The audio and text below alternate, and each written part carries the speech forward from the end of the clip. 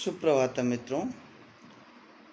आज फिर हम धातु प्रकरण के अगले पाठ की ओर चलेंगे और उससे पहले माँ भगवती सरस्वती की आराधना करेंगे। तत्पश्चात हम अपने इस प्रकरण के नए अध्याय की ओर चलेंगे। शुक्लां ब्रह्म विचार सार परमाद्यां जगद्व्यापिनीं वीणा पुस्तकधारिणीमभयदां जाड्यान्धकारापहां हस्ते स्फाटिकमालिकां विदधतीं पद्मासने संस्थितां वन्दे तां परमेश्वरीं भगवतीं बुद्धिप्रदां शारदाम्। सुप्रभातम। अब इसके पूर्व हम लोगों ने 4 लकारों को पढ़ा।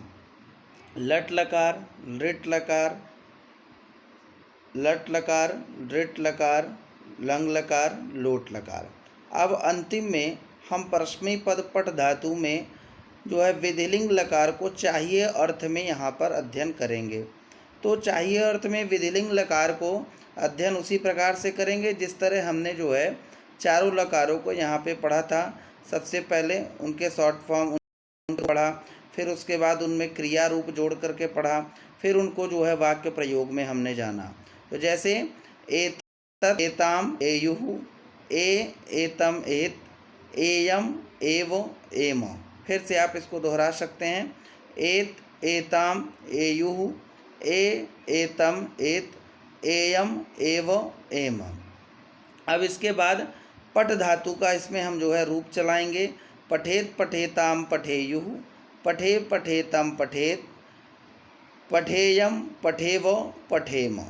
इस प्रकार से अब इसमें और भी क्रिया रूप आप चला सकते हैं, लिख का चला सकते हैं, और भी कई सभी धातुओं का आप इसमें रूप चला करके अभ्यास करेंगे।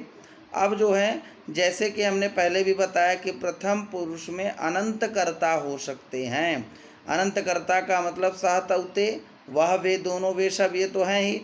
इसके अतिरिक्त जितनी भी संज्ञा, जितना भी नाम होगा, किसी व्यक्तिवाचक संज्ञाओं का जो भी नाम होगा, वह सारा कुछ सब कुछ प्रथम पुरुष की क्रिया में ही प्रयोग किया जाएगा।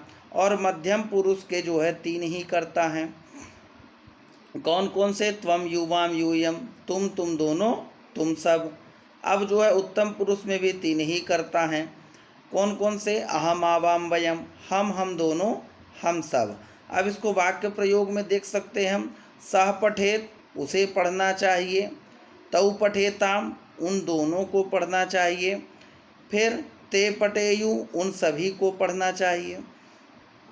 अगला देखेंगे मध्यम पुरुष में, एक वचन में, त्वम पठे, तुम्हें पढ़ना चाहिए। युवाम पठेतम, तुम दोनों को पढ़ना चाहिए। यूयम पठेत, तुम सभी को पढ़ना चाहिए।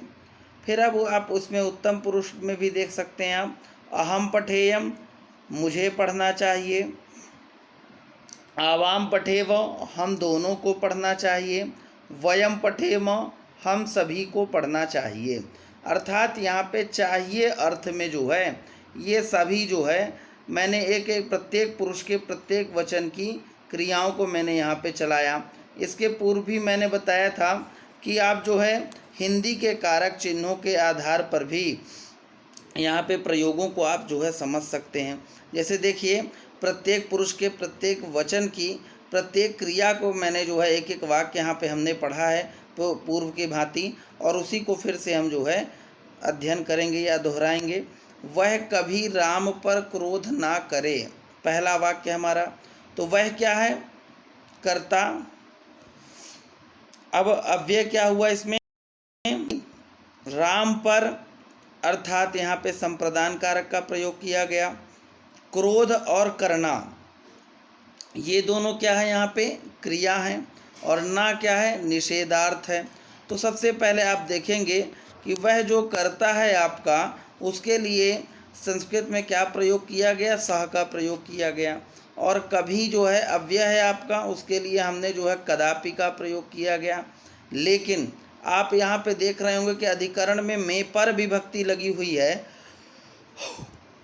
अधिकरण में पर की विभक्ति का प्रयोग किया गया है। और यहाँ पे हमने बताया कि परयोगे अधिकरण कारक, परंतु यहाँ पे राम पर पे हम जो है संप्रदान कारक का प्रयोग कर रहे हैं। ऐसा क्यों हुआ? क्योंकि पर का अर्थ आप यहाँ पे समझ सकते हैं, क्रुद्ध इत्यादि विभक्तियों में क्रुद्ध इत्यादि धातुओं का जब प्रयोग होता है तो परयोगे क्या हो जाती है? चतुर्थी का प्रयोग होता है।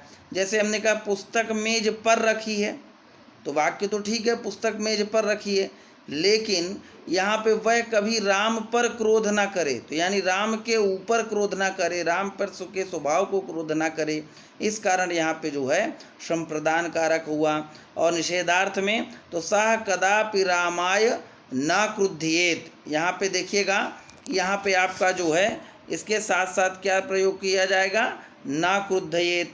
अब जो है अगला वाक्य आप देख सकते हैं, उन दोनों को पाठशाला जाना चाहिए।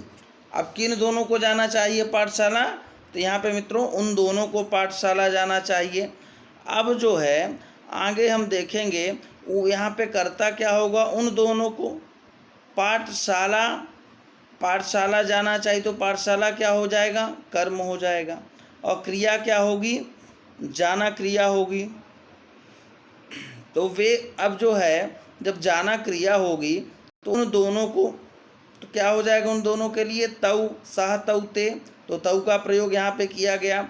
तऊ पाठशालाम गच्छेताम, जैसा कि आप यहाँ पे देख सकते हैं कि हमने जो रूप बनाया था पठेत पठेताम पठे, तो पहला वाक्य हमने क्या बनाया? प्रथम पुरुष के एक वचन में हमने जो है पहला वाक्य यहाँ पे मित्रों क्या बनाया था कि सबसे पहले हमने बनाया था यहाँ पे क्रुद्धयेत। अब दूसरा हम क्या बना रहे हैं यहाँ पे आपका गच्छेताम। तो अब गच्छेताम क्यों हुआ? क्योंकि यहाँ पे तऊ का प्रयोग किया गया है। तो तऊ पाठशालाम गच्छेताम, उन दोनों को पाठशाला जाना चाहिए। अब इसके लिए एक और वाक्य भी हम प्रयोग कर सकते हैं, वे दोनों पाठशाला जावें या जाएं, तो भी यहाँ पे जो है यहाँ पे क्या प्रयोग होगा आपका? चाहिए अर्थ में ही आपका गच्छेताम। फिर अगला तीसरा आप देख सकते हैं, वे सभी रोहित पर क्रोध ना करें। अब जो है यहाँ पे बहुवचनांत प्रथम पुरुष के बहुवचन का वाक्य है यहाँ पे कि वे सभी रोहित पर क्रोध ना करें। तो वे सभी के लिए क्या प्रयोग किया गया? ते सहतौते, रोहित पर, फिर से यहाँ पे जो है रोहित पर। अब रोहित क्या हो जाएगा? हमारा कर्म हो जाएगा। यहाँ पे जो है हमने क्या किया? यहाँ पे भी चतुर्थी का प्रयोग किया रोहित पर, यानी कि कर्म तो है ही रोहित, लेकिन जिस पर क्रोध ना किया जाए वह तो कर्म है ही, लेकिन साथ साथ इसमें चतुर्थी विभक्ति का भी प्रयोग किया गया। क्रोध ना करे तो ना निषेधार्थ है, ना अर्थ में क्रोध और करना जो है क्रिया हो गई। तो अब यहाँ पे क्या बना? ते रोहिताय ना क्रुध्येयुः, क्या बनेगा? ते रोहिताय ना क्रुध्येयुः। अब देखिएगा अगला सेंटेंस जो है आपका, अगला वाक्य चौथा नंबर पे चतुर्थ में, तुमको पुस्तक पढ़ना चाहिए। तो तुमको क्या हो जाएगा? तुम क्या हो गया यहाँ पे? कर्ता, पुस्तक क्या हो गई? कर्म, पढ़ना क्या हो गई? क्रिया। तो क्या वाक्य बना? त्वम पुस्तकानि पठेह, यानी कि तुमको, तो तुम अर्थ में क्या प्रयोग होगा यहाँ पे? त्वम का।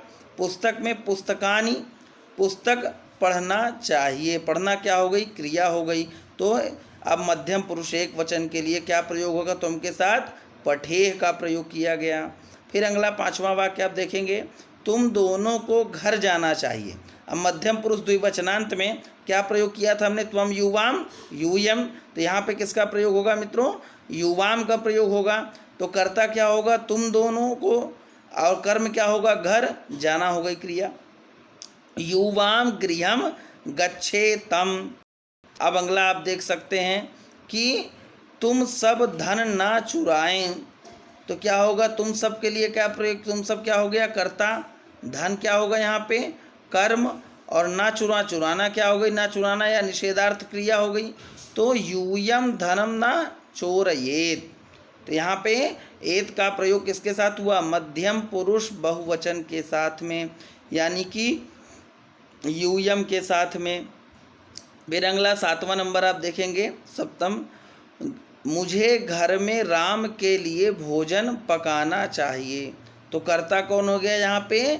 जहाँ पे आप स्वयं लिप्त हो जाएं, चाहे वह एक वचन के साथ हो या द्विवचन के साथ हो या बहुवचन के साथ में हो, आप जहाँ पे खुद लिप्त हो जाएं तो वह क्या होगा? वह आपका उत्तम पुरुष की क्रिया चलेगी, वहाँ पे उत्तम पुरुष का कर्ता हो जाएगा। उसमें मैंने बताया था ऊपर आपको कि 3 कर्ता होते हैं। कौन कौन से?